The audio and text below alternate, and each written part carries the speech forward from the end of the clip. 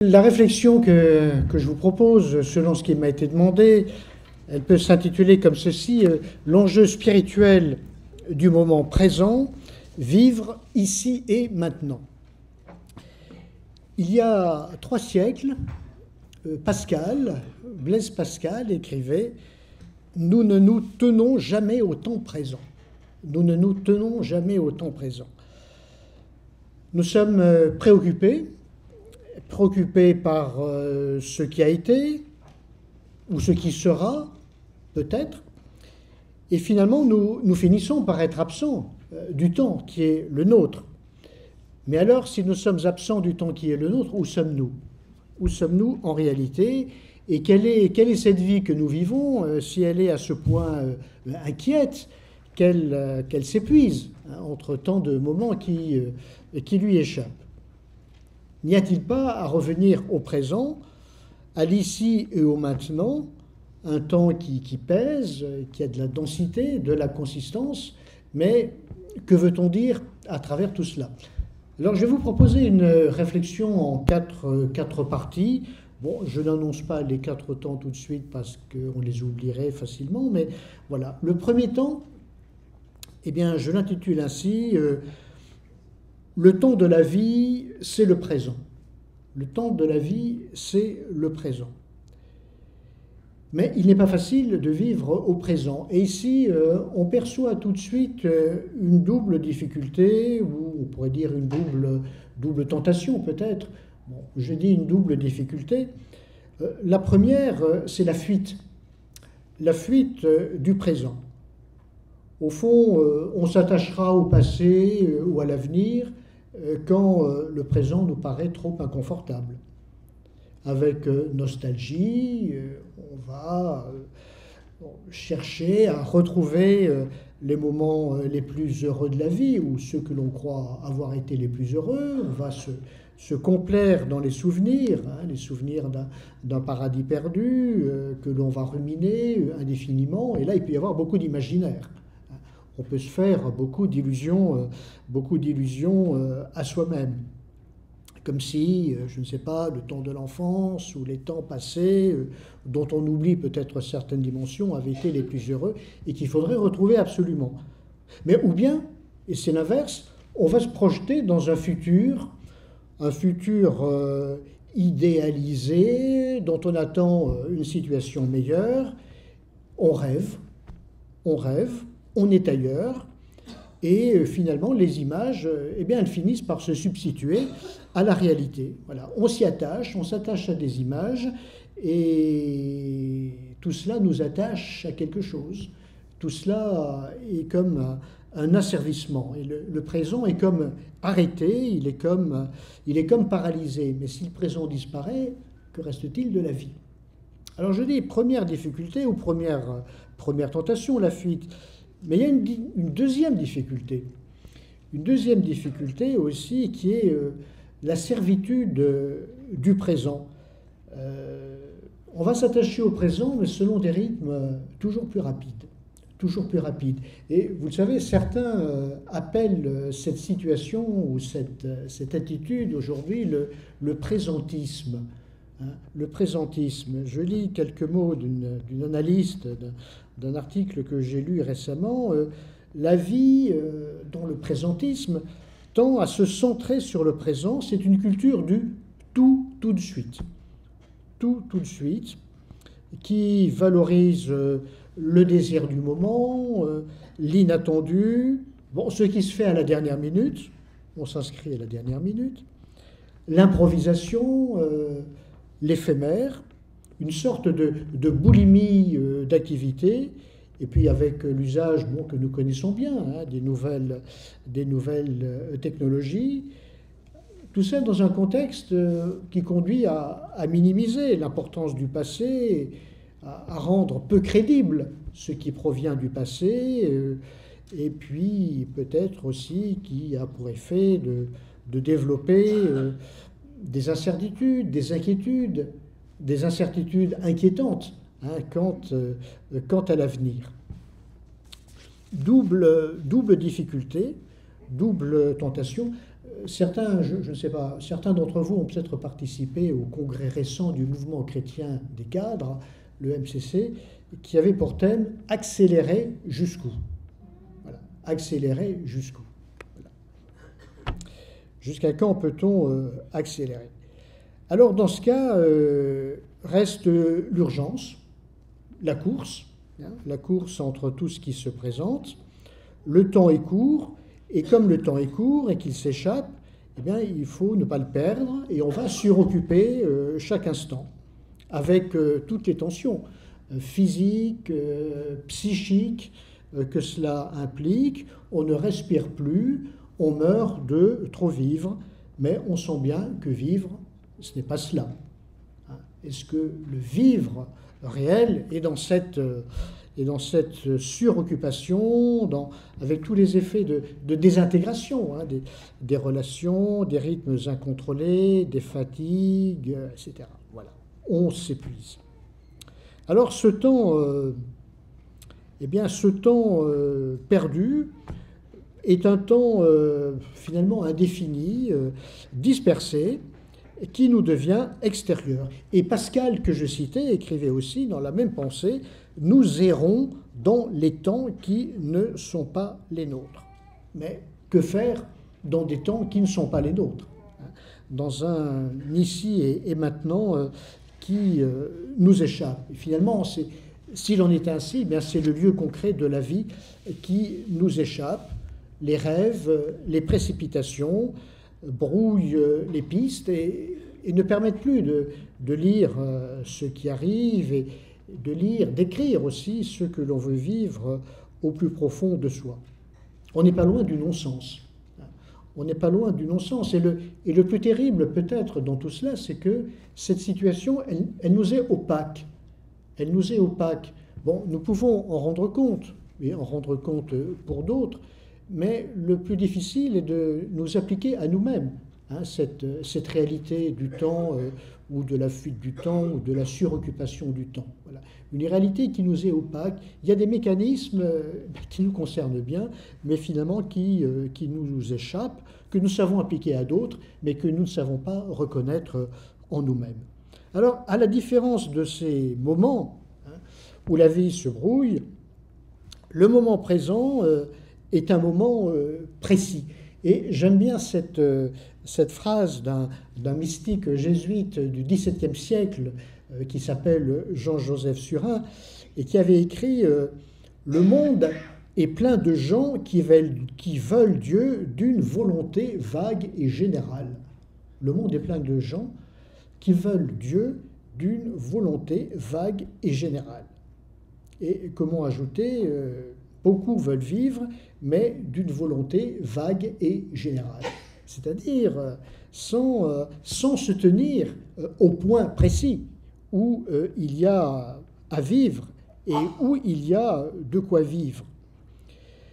Voilà. Il ne s'agit pas, dans tout cela, de faire disparaître le passé. Il ne s'agit pas de se refuser à l'avenir. Bien au contraire, j'en parlerai dans un instant. Je dis bien au contraire parce que la mémoire, ça compte. L'attente, l'espoir, l'espérance, ça compte. Et c'est cela qui doit animer le présent. Là. Et donc, c'est dans un ici et maintenant sans insouciance, mais sans maîtrise non plus, que nous pouvons rencontrer nos forces et nos faiblesses. Et finalement, c'est bien là qu'est le lieu précis de nos appels, de nos tentations aussi. Et chaque instant doit devenir un événement. Un événement, c'est-à-dire un moment plein.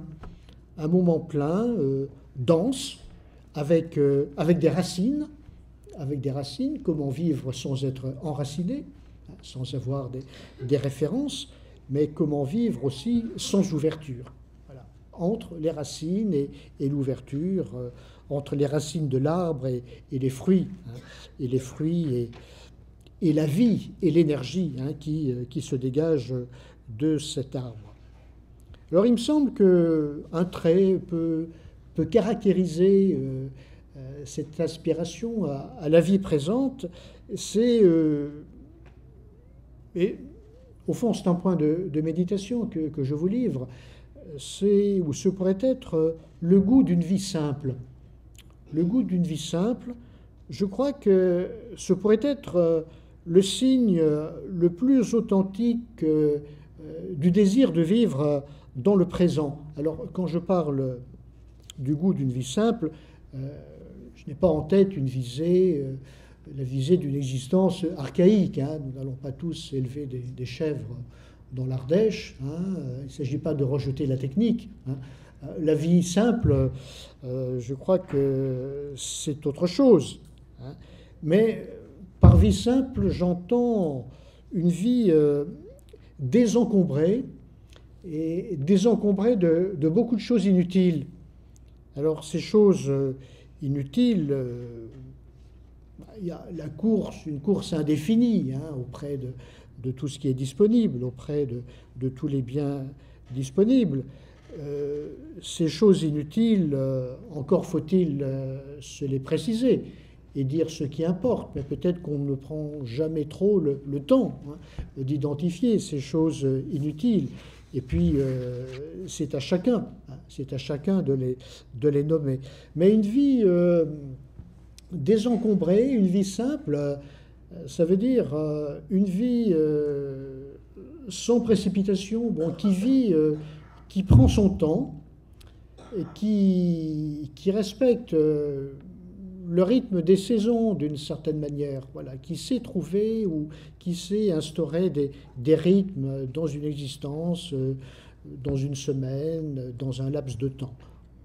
Je crois qu'une vie simple, c'est ce qui peut permettre de retrouver la saveur des choses élémentaires, un sens de ce qui dure. Alors, voilà, si le présent devient le temps où toute chose se simplifie, la vie peut tendre à son unité, Mais il y a une condition, et c'est le deuxième point que je voudrais développer maintenant, c'est l'attention. L'attention, je pourrais dire, voilà, c'est une exigence, être attentif à ce qui se passe. Être attentif à ce qui se passe. Bon. Être attentif ou être inattentif, bon, c'est une alternative hein, qui paraît souvent secondaire, parce que finalement, on s'habitue à la distraction, hein, à l'inattention.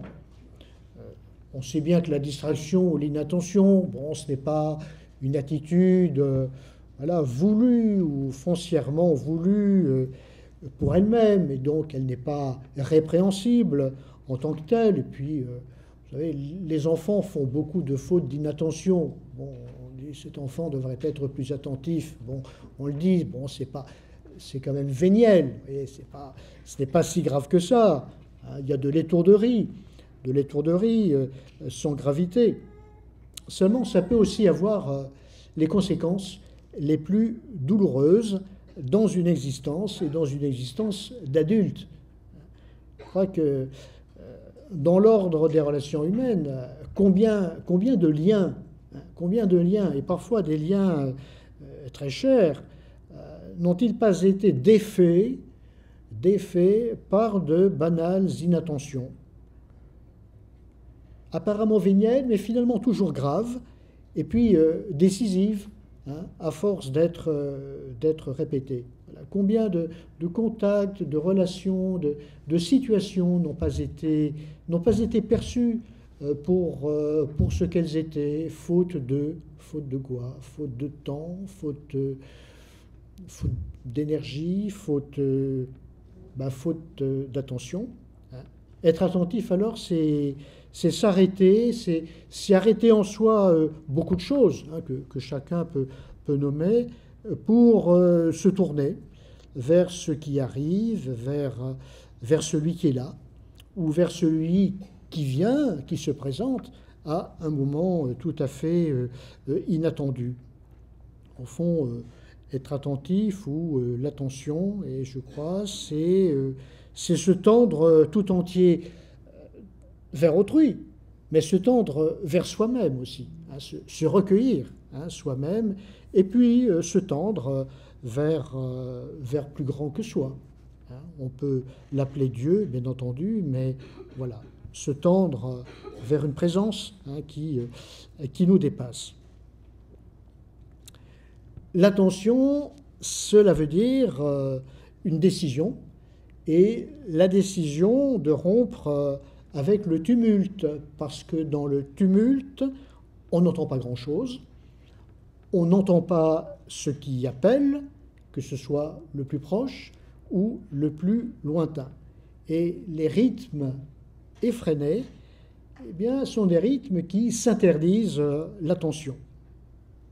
Voilà, quand la vie se passe à entretenir des complexités sans nombre, voilà, à se rendre les choses de plus en plus compliquées, les relations de plus en plus compliquées, bon, et la vie moderne et la vie professionnelle, hein, peut-être, voilà, compliquent, hein, énormément les choses. Mais quand la vie se passe à entretenir des complexités qui n'en finissent pas, quand elle nous entraîne à séjourner dans des images vaines, eh bien, comment écouter? Comment construire? Comment construire? Comment être attentif? Sinon, en essayant de retrouver en soi du silence. Retrouver le point du silence en soi. Vous savez, dans la vie spirituelle et religieuse, les Chartreux, hein, vous vous souvenez peut-être du film Le Grand Silence, hein, ont cette attention qui est vraiment au cœur, hein, de leur vie, hein, de leur situation. Mais le silence n'est pas réservé aux Chartreux. Je crois que c'est à l'intérieur d'une vie, de toute vie, que le silence, voilà, permet de se retrouver. Le silence, la gratuité, le repos, la distance avec soi-même. Hein, on peut employer différents termes, et tous ces termes, eh bien, ils veulent dire un chemin par où on peut apprendre à vivre dans la paix. Et tout ça pour se tenir sur le terrain du réel. L'attention, elle consiste à rencontrer les événements, à faire qu'un événement ne chasse pas l'autre. Dans l'évangile de Luc, vous savez, dans les premiers chapitres de l'évangile de Luc, ce qu'on appelle les évangiles de l'enfance, Luc raconte que après l'épisode où Jésus, hein, était resté au temple, parmi les docteurs de la loi, Marie gardait tous ces événements dans son cœur. Voilà. Marie gardait tous ces événements dans son cœur. Ça veut dire recueillir ce qui s'est passé. Recueillir ce qui s'est passé, le méditer dans son cœur et dans son intelligence. Hein. Le cœur et l'intelligence, hein, ne les excluons pas. Hein. Ils vont ensemble. Hein, voilà. Et Marie recueillait, réfléchissait, pensait, hein, intériorisait tout cela. Voilà. Eh bien, tout cela, c'est prêter attention à ce qui se passe. Or, il y a beaucoup de fêtes, trop de fêtes qui passent, justement, qui sont suivies par d'autres. Hein. L'un chasse l'autre, qui se chassent les uns les autres dans une insignifiance perpétuelle. Et finalement, on passe à côté. On ne les rencontre pas. Et Jésus, d'ailleurs, dans l'Évangile, à bien des reprises, reproche à ses disciples leur inintelligence.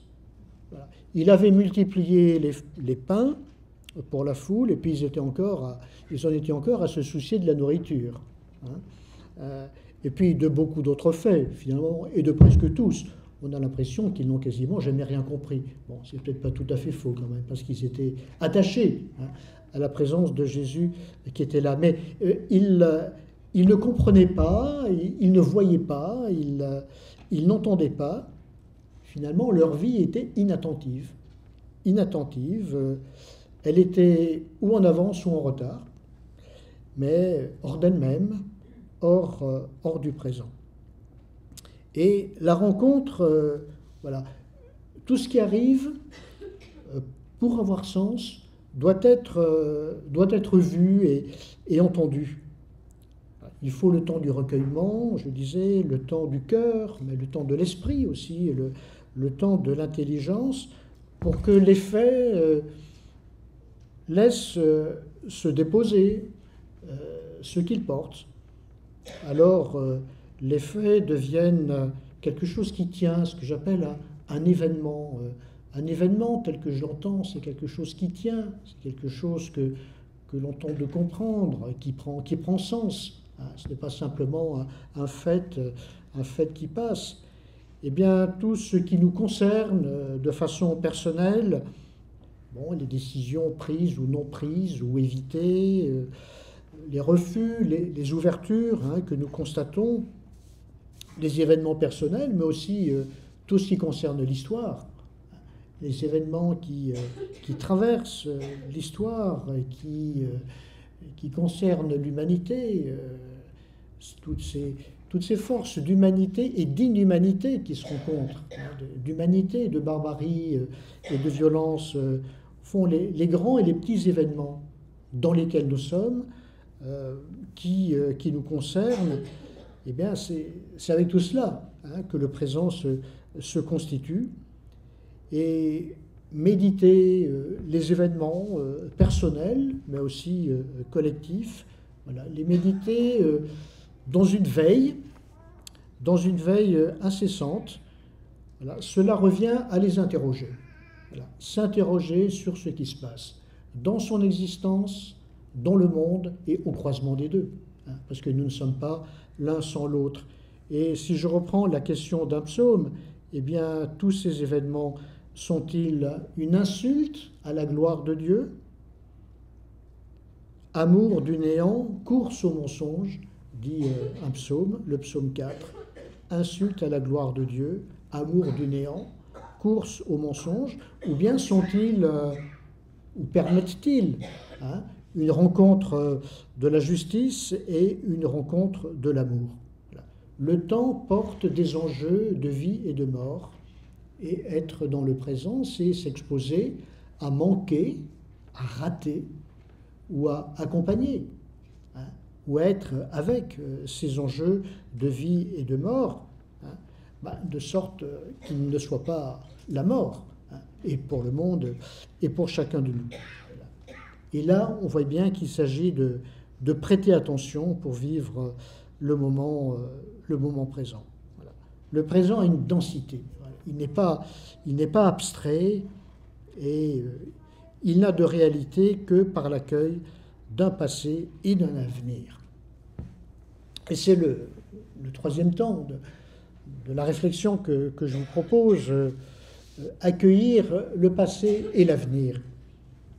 Accueillir le passé et l'avenir, et oui, il y a à se tourner vers le passé. Bon, j'avais dit qu'il y avait de l'imaginaire, qu'il y avait du rêve dans le passé aussi. Il y a de l'ambivalence partout, de toute manière. Il y a de l'ambivalence, de l'ambiguïté partout. Mais le passé est tout de même le temps de la fondation, le temps de la naissance individuelle ou la naissance collective, avec tout ce qui a pu être donné, tout ce qui a pu être suscité comme bienfait. Un peuple, dans la Bible, se souvient de sa sortie d'Égypte. Et se souvenir de sa sortie d'Égypte, alors évidemment, ça peut être ruminer un temps heureux où on avait des oignons, n'est-ce pas, et plein de bonnes choses en Égypte. Ça peut être un temps, mais aussi, là, en l'occurrence, une espèce de rêve qui fait passer à côté de l'essentiel. Mais la sortie d'Égypte, c'est un temps de fondation, c'est un temps de libération, de liberté. Voilà. Un peuple se souvient de sa sortie d'Égypte, de sa marche dans le désert, une marche qui a été accompagnée fidèlement par son Dieu.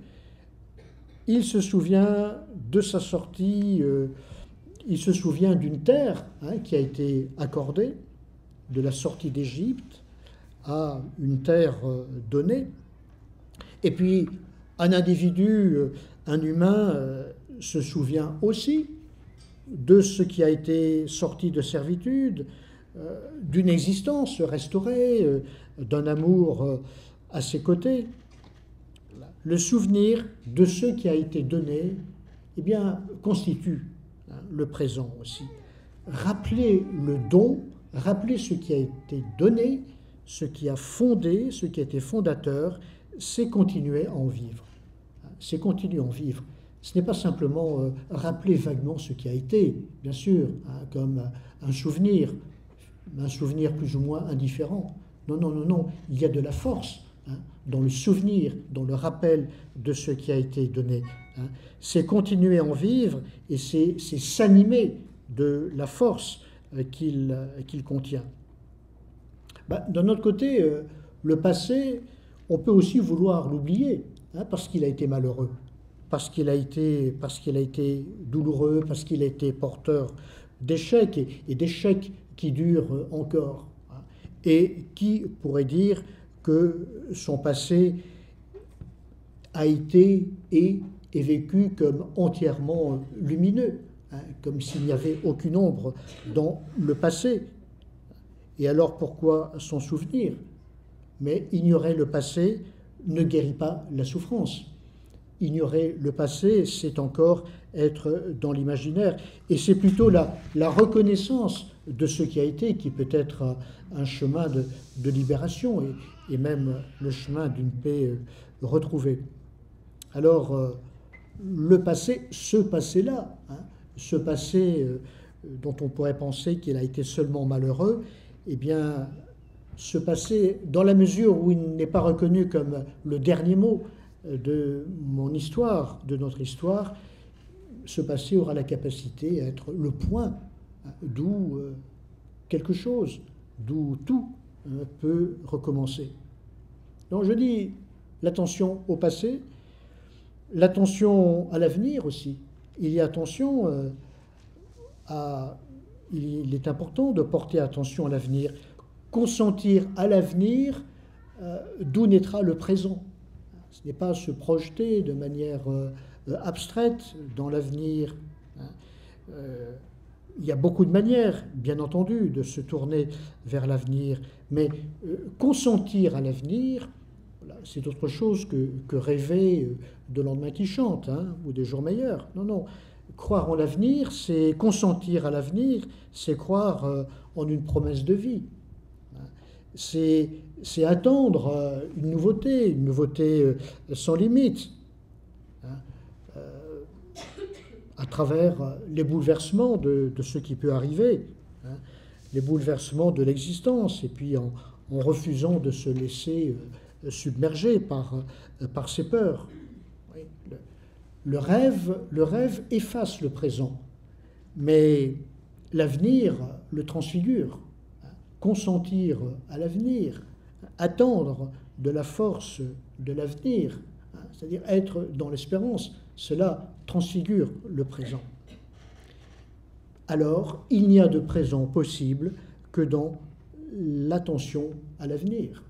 Il n'y a de présent possible que dans l'attention à l'avenir. Et cela, je crois qu'on en fait assez l'expérience dans les moments de deuil ou d'épreuve, lorsqu'on peut éprouver, on peut faire l'expérience, se dire et intérioriser cela, se dire, faire l'expérience que la vie n'est pas dans la restauration de ce qui a été perdu, dans la restauration du passé. Voilà.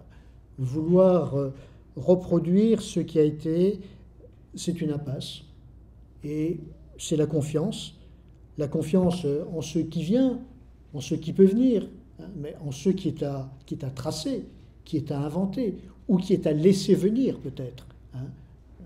C'est encore autre chose. Voilà, c'est cette confiance en cela qui peut refaçonner le présent comme se façonne une création nouvelle.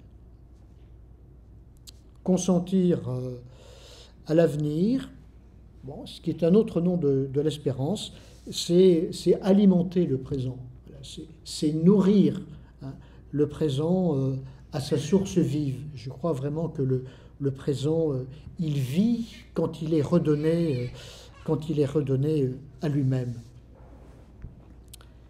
Et j'en viens à une quatrième piste que j'intitule Devenir une présence. Devenir une présence ou retrouver quelque chose de l'attitude de Jésus lui-même. C'est une piste de réflexion, une piste de méditation. Et je crois que ce qui advient en Jésus permet de comprendre quelque chose de cela. Je prends par exemple un récit de guérison.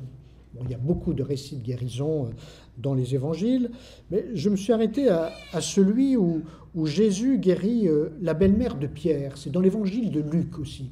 Voilà. La belle-mère de Pierre a la fièvre, Jésus entre dans la maison, et puis il y a beaucoup de monde, etc. Ensuite, il va rencontrer des malades, etc. Alors, il y a une manière de comprendre les gestes de Jésus, souvent ou ses miracles, ou les récits de guérison, comme des actions dispersées. Bon, ici, Jésus guérit telle maladie, le lendemain, telle autre maladie, mais d'une façon presque arbitraire. Bon, il va ressusciter un démon, il va chasser un esprit mauvais, voilà, comme s'il avait la capacité à faire des prodiges, tout à fait extraordinaires. Et puis en fonction des circonstances, voilà, il tirerait de sa réserve une capacité à faire quelque chose. Or, que se passe-t-il dans le récit de Luc? Dans le récit de la guérison de la belle-mère de Pierre, c'est finalement très très simple. Il y a une femme qui est malade. Jésus est là, il arrive, et l'évangéliste nous dit, il se pencha vers elle. Il ne dit pas grand-chose, l'évangéliste. Il se pencha vers elle. Mais regardez toute la puissance qu'il y a dans ce verbe, dans cette action. Il se pencha vers elle. C'est-à-dire qu'il ne la regarde pas de haut, il ne la regarde pas en passant, ou par distraction, une malade parmi d'autres. Il se pencha vers elle, c'est-à-dire il est vraiment là. Il est vraiment là. Il est là pour elle, partout lui-même. Et comme il est là, vraiment là, présent, partout lui-même, eh bien, ce qui épuisait cette femme, la fièvre, ce qui l'épuisait est menacé. Est-ce que le miracle, il n'est pas là? Il n'est pas dans la présence. Si c'est sa présence qui chasse la fièvre, la tension ou la menace, qui détruisait, qui affaiblissait cette vie de l'intérieur. Voilà, Jésus ne fait rien d'autre que d'être là, mais avec une telle présence, et donc dans un tel rapport de force avec le mal, eh bien que le corps et l'esprit de cette femme en sont apaisés. Le soir venu, après cette guérison, ce n'est plus une malade qui vient, ce sont tous les malades qui viennent à lui et qu'il guérit. Il les guérit tous. Mais comment les guérit-il? Il les guérit en grande simplicité, voilà, par sa main étendue. Est-ce que ce n'est pas le signe d'une présence entière, offerte à ceux qui sont là? Rien d'autre n'est dit finalement. Rien d'extraordinaire, pas de science des effets spéciaux. Le miracle, il n'est pas là où on croit qu'il est, ou il n'est pas plutôt comment on pense qu'il pourrait advenir. Mais Jésus était d'une présence telle dans le présent de toutes ces foules. Au fond, il était tellement libre, pour employer un mot, je crois, qui peut caractériser au mieux le fait d'être présent. Il était tellement libre que la servitude de tel et tel, et que la servitude de la foule ne pouvait plus tenir. Et cette souveraineté, elle était de chaque instant. Elle était de chaque instant. Mais alors, c'est aux autres villes qu'il fallait aller. Jésus ne s'arrête pas. Voilà. Il allait toujours plus loin dans l'espace, toujours plus loin dans l'espace du pays, mais aussi dans le cœur de l'homme pour transmettre la bonne nouvelle. Et tous ceux qui acceptaient de se tenir en cette présence étaient transformés, transfigurés. Ils revenaient à la vie. Et on peut dire que ce qu'il réalisait pour chacun, pour tous, eh bien Jésus devait vouloir que cela fût aussi pour tout homme devenu disciple pour chacun de nous. Le disciple qui est invité à partager l'esprit de son Seigneur, c'est cela être disciple, le disciple est convié à vivre de cette présence pour être cette présence, pour être cette présence au milieu de tous. Des guérisons, des foules, bien entendu, mais au milieu des guérisons qui sont racontées par l'évangile de Luc notamment, Jésus s'est retiré dans un lieu désert. Voilà. Il s'est retiré dans un lieu désert et en ce lieu, à l'écart, que fait-il ? Il se rend attentif, ou en tout cas, il prête attention à la voix de son Père, c'est-à-dire à une voix qui le dépasse, à une voix qui le nourrit, une voix qui le rend en mouvement, qui le rend attentif et qui le met en mouvement, qui le rend présent, attentif à toute voix venue des foules. Le moment présent, à la suite de Jésus, c'est celui où on se laisse rencontrer, on se laisse habiter, on se laisse saisir par plus grand que soi. Il n'y a aucun calcul chez Jésus dans tout cela. Il est atteint par ce qu'il rencontre. Voilà, Jésus n'a pas programmé aujourd'hui ou demain à 15 heures, voilà, je vais guérir un aveugle, un paralysé, un boiteux, mais il se trouve que sur son chemin, il est rencontré par quelqu'un. Et c'est sa présence qui est atteinte, voilà, parce qu'il est attentif à celui qui advient. Aucun calcul, mais une attention qui est vécue comme une veille incessante. Le temps de l'Avent que nous commençons demain, enfin ce soir, est un temps qui appelle à la veille incessante. Peut-être que l'attention c'est un autre mot pour la veille incessante. En particulier un appel à ne pas se dérober à son semblable, selon le prophète Isaïe.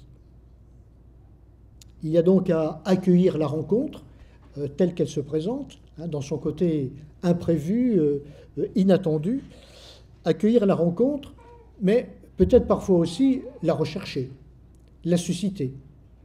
La rencontre vient, elle ne vient pas toujours. Si elle ne vient pas, il y a à la susciter, et en tout cas, il y a toujours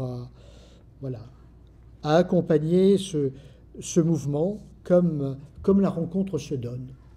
Qu'elle se donne, qu'elle soit suscitée, mais sans aucune maîtrise. Il y a à se laisser habiter, à devenir la demeure de plus grand que soi pour en abriter les exigences, pour leur donner corps dans la continuité de nos jours. Se laisser saisir, par la voix de l'humanité et puis la voix de Dieu. Se tenir à la rencontre dans cette écoute double. Une voix qui vient de la terre, une voix qui vient une voix qui vient de Dieu. Je ne dis pas qui vient du ciel, peut-être, en tout cas une voix qui vient de l'intérieur.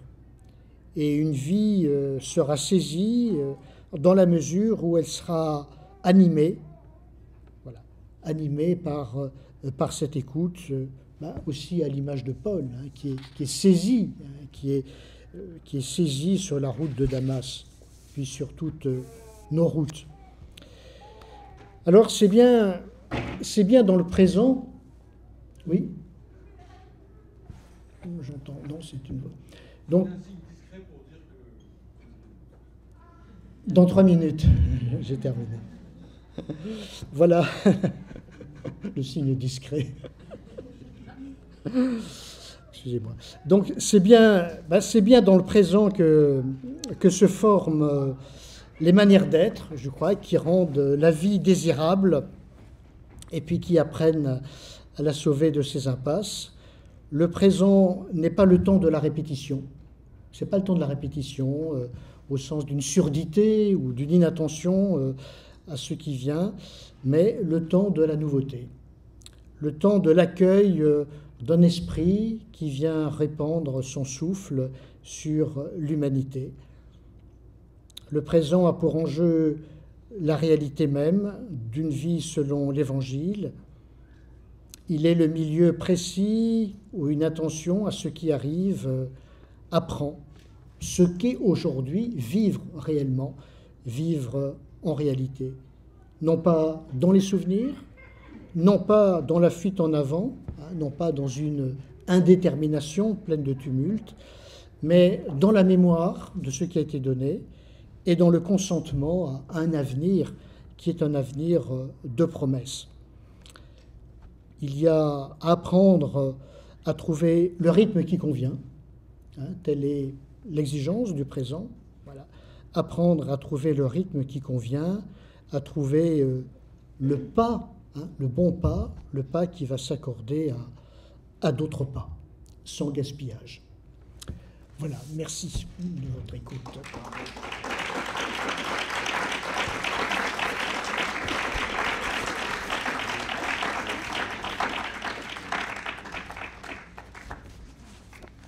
Donc, si j'ai bien compris, nous avons un quart d'heure pour des questions ? Quelque chose comme ça. Oui.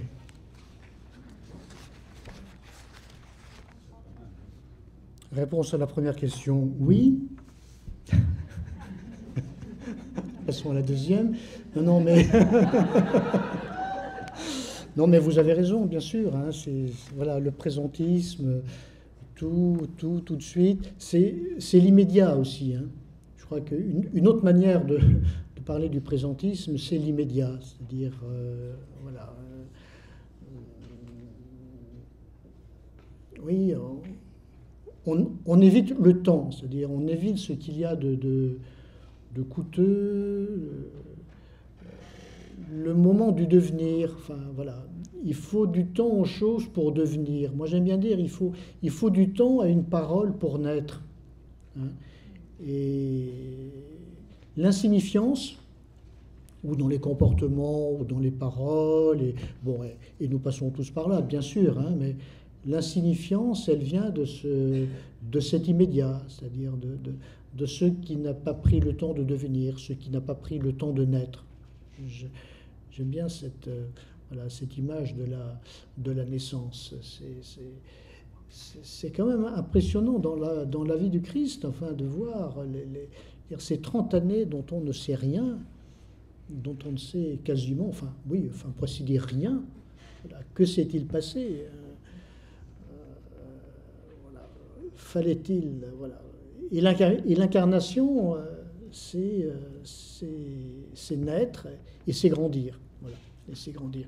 Or, dans le tout de suite, toujours, en effet, reste-t-il du temps pour grandir, pour naître, pour devenir. Le temps, je ne sais pas si j'ai tout à fait compris la deuxième question, le passé, donc vous insistiez sur, je pense, le sens accordé au passé. Oui, c'est-à-dire que le sens accordé au passé pour pouvoir illuminer le sens du présent. Voilà, mais... Oui, oui, tout à fait. Oui. Mais j'ai dit hein, cette tension entre le passé et l'avenir, hein, avec chaque fois un rapport, la possibilité d'un rapport ambivalent au passé. Hein. Il y a des rapports au passé qui peuvent être enfermants, hein, des rapports à l'avenir aussi, hein, qui peuvent être des rapports de blocage. Hein. Mais trouver un vrai rapport, un juste rapport à son passé et à son avenir, c'est une tâche d'humanisation. Hein, c'est une tâche d'humanisation, c'est un chemin. Et les histoires humaines, elles ont toutes leurs blessures. Voilà. Elles sont toutes leurs blessures. Hein, elles ont leurs ombres.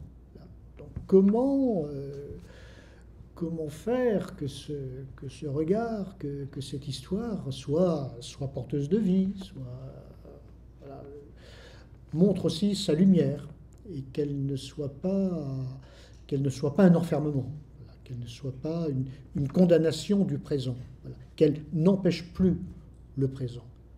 Or, il y a des rapports au passé qui empêchent de vivre. Voilà. On est dans l'empêchement. Enfin, ou des rapports à l'avenir hein, aussi, hein, qui empêchent de vivre. C'est toujours la question, qu'est-ce que vivre, hein? Où trouver de quoi vivre? Où trouver de quoi vivre? Bon, c'était le sens aussi hein, de la troisième question, hein, comment faire? Bon, j'ai essayé d'indiquer quelques pistes. Hein, voilà, comment vivre. On peut énumérer une manière de faire, c'est d'essayer d'identifier ce qui empêche. Voilà, ce qui empêche de vivre. Alors, il n'y a pas de solution, bien sûr. Hein, il n'y a pas de livret du maître hein, qui dit voici. Où il n'y a pas d'ordonnance. Hein, une cuillère de ceci, matin, midi et soir, hein, pour vivre. Mais chacun a la capacité d'identifier dans sa vie ce qui empêche voilà, de vivre en réalité. Et à travers toutes les réflexions sur le présent, le présentisme, le passé, les fuites, les tentations, etc., on voit bien, on voit tout de même ce qu'il en est. C'est-à-dire que peut-être ce qu'il en est de plus frappant, c'est de ne plus se rencontrer soi-même. C'est de ne plus avoir rapport à soi-même. Parce que manque des conditions, parce que manque le temps, parce qu'il y a des encombrements. Voilà, des encombrements. Corps et esprit sans dualisme. Hein, sans dualisme, c'est-à-dire nous ne sommes pas que corps, nous ne sommes pas seulement esprit. Hein, nous sommes une chair. Peut-être que l'idée de chair voilà, permet de penser l'unité. Je crois l'unité du corps et de l'esprit. C'est un corps habité toujours. C'est un esprit situé. Un corps spirituel, un esprit enraciné. Voilà. Donc tout ce qui va vers l'unilatéralisme détruit en effet le présent et toute possibilité de vie. L'enjeu, c'est l'unité. C'est l'unité d'un sujet, voilà, en tout ce qu'il est. Esprit, raison, affectivité. Mais voilà.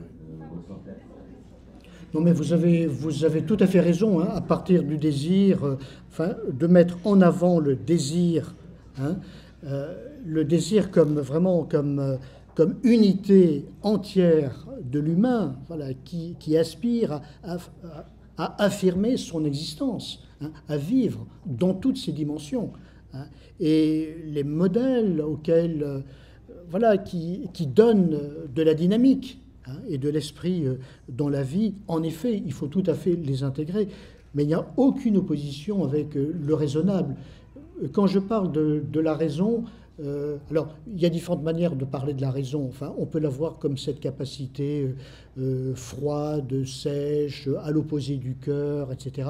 Ça, je crois que c'est une vision caricaturale, vous voyez, de la raison. Je pense beaucoup plus à une raison enracinée, hein, qui fait corps avec tout ce que l'individu est. C'est le philosophe Eric Weil qui part d'une raison qui nous aide à veiller, voilà, qui nous met en situation de veille. Oui. Donc, dans ce cas, je crois qu'il n'y a aucune opposition entre le désir ou se projeter dans des figures idéales, et on a besoin, on a besoin aussi du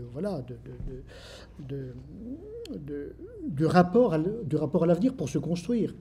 Il n'y a pas de construction par soi-même, indépendamment des autres, indépendamment d'un rapport complexe au temps.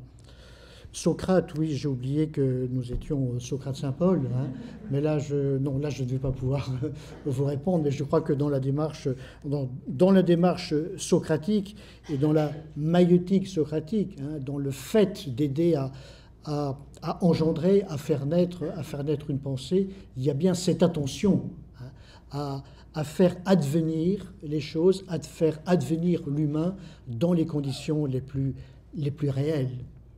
C'est-à-dire pas dans le mensonge, mais dans la vérité, dans la découverte de soi, dans la découverte de ce que l'on pose en soi. Quant au présent, pour être réel, eh bien, pour avoir consistance, il doit être un présent habité. Alors, est-ce que c'est cela que l'on appelle le surnaturel? Là, j'entendrais le surnaturel comme la profondeur, comme le plus authentique dans le présent. Voilà. Donner de la profondeur à ce qui est. Donner de la profondeur à ce qui est, de la profondeur à une réflexion, de la profondeur à un contact, à une relation, à ce que l'on est. Voilà. Je crois que là, il y a une dimension tout à fait essentielle, et je crois que dans cette profondeur, l'esprit travaille. Et quand je parle de l'esprit, on peut appeler cela surnaturel. Voilà. Il y a peut-être deux questions, ou il n'y a pas le temps? Merci beaucoup. Oui, il y a d'autres questions. Oui, la réponse est oui. Mais on ne va pas les prendre maintenant parce qu'on n'a pas le temps. Merci une fois.